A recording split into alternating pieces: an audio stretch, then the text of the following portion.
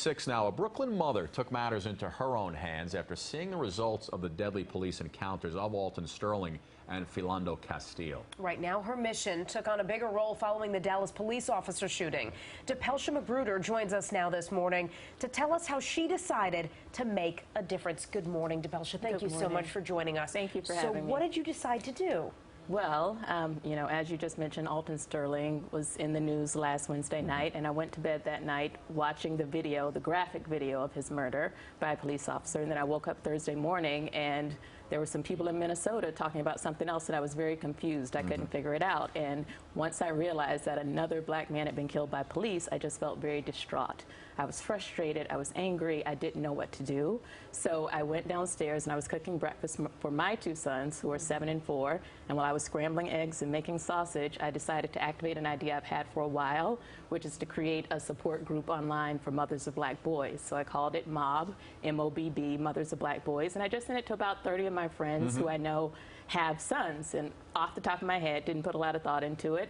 And within 5 minutes, 30 had turned to 150. And I was like, whoa, that's a lot of people.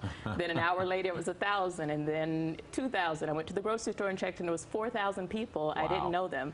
Got home, it was 7,000, then 11,000. And by that night, there were 21,000 moms from all across the country who had joined this site and been added by other moms because there was such an urgent need and pain and fear and frustration for our sons. Now, you say your sons are 7 and 4. Obviously, the 4-year-old a little young for this, but the 7-year-old, did you have a conversation with him about what went on? How should he respond and react when he gets older, if ever getting pulled over by a police officer or getting into an encounter with an officer? No, I haven't, because, you know, they're still very young, and I want to shield them from those kind of conversations. I want them to maintain their innocence as children. And frankly, at this point, I don't know what to tell them, because that's what we're talking about as moms. What do we tell them? You can't eat Skittles. You can't have a cell phone. You can't have a wallet. You can't have a broken tail light. You can't sell CDs. You can't, you know, breathe. So I don't know what the conversation is at this point. I think that's a big part of the problem. Before, I would say be respectful and comply, and even when we do that, it seems to not be enough. So I think that's a big part of it, is what is the conversation that's going to keep our black men and boys alive in these, you know, police encounters, because it seems that right now, even the smallest of infractions are punishable by death, and that just shouldn't be the case. And that's part of the reason why you started MOB, Mothers of Black Boys, on Facebook. What can people find, other moms, if they want to join, or people want to read what's going on? What kind of support are you offering other mothers out there? Well, you know, of course, this came up about a week ago, and I've been very overwhelmed by the response. As of this morning, we're now up to 60,000 moms. Wow. So right now, we're primarily focused on mobilizing. Someone in the group sent out a conference call number. We're on the phone Saturday morning at 7:30, right after all of this happened, to talk about how we mobilize this into action on the local, state, and federal level. So that's our focus right now. So people can go to the site, MOB, Mothers of Black Boys, on Facebook, and join the group.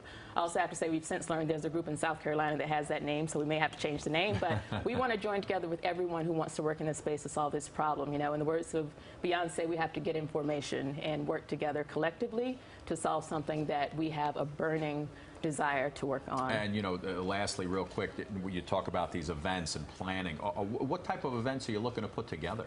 Well, you know, we're talking about various events, but it's not really about events. Of course, there may be marches, there may be town hall forums, there may be information sessions, but it's really about a sustained effort to activate on a local, state, and federal level to influence policy that prevents police from harassing, brutalizing, and killing our sons. And if they do, holding them accountable and rooting them out of police departments all across America. That's what it's about, the sustained effort, not an event. And just to be clear, the group is actually, even though it's called Mothers of Black Boys, it is open to anybody who wants to join, correct? It's open to Mothers of Black Boys. So that is the focus, because here's the thing. We're the only people who can't look away from this. You know, other people can say, oh, how sad, and I think over time people become desensitized to it. I think actually watching black men get killed on TV has become America's favorite new reality show.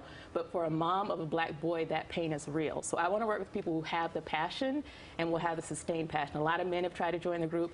I politely delete them and say, you know, we want your support, we need your support, we have to work together, we want all types of people to join in on the effort, but I want this particular group to be the people who feel the pain and the fear and the frustration most. All right. Depelsha McGruder, creator of the group Mothers of Black Boys on Facebook. Thank you for coming in this morning. Thank you so much. You can head over to our WPIX 11 News app and click on the Morning tab to find a link to the Facebook page, and you can join the group, again, Mothers of Black Boys.